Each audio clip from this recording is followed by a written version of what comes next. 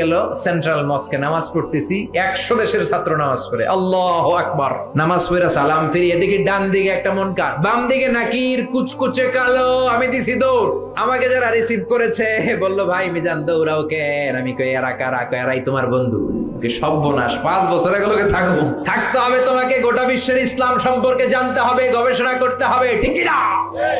মিশতে শুরু করলাম কালোদের সাথে। কুসকুসে কালো, অনেক লম্বা, চুলগুলো এরকম বুটি বুটি হয়ে থাকে আর গুটি গুটি হয়ে থাকে। আজীবন খবরে দেখতাম, ওই যে নেলসন ম্যান্ডেলারে দেখতাম খবরে, এটিএন বাংলার খবরে দেখা যেত আফ্রিকা মানুষ। এবার সরাসরি দেখতেছি। এই ফাত্তা আমার পাশের রুমে থাকতো, তার পাশে থাকতো চাইনিজ, এরপরে পাকিস্তানি। তো এই ফাত্তা আমার রুমে ছিল ফ্রিজ, ওর রুমে ফ্রিজ নাই। ও পানি নেওয়ার জন্য, ঠান্ডা পানি নেওয়ার জন্য আমার রুমে আসতো। আমি ভয়ে ভয়ে ওর বোতল লয়ে এই দরজা আটকায় দিতাম। প্রথম দিকের কথা, ভয় পেতাম কি না কি হয়। পরে দেখি না, মাশাআল্লাহ, কলিজাটা আকাশের মতো উদার। অনেকে আছে ধবধবে সাদা কিন্তু অন্তরটা এরকম কুচকুচে কালো, আছে না নাই? ওরা মানুষ কালো কিন্তু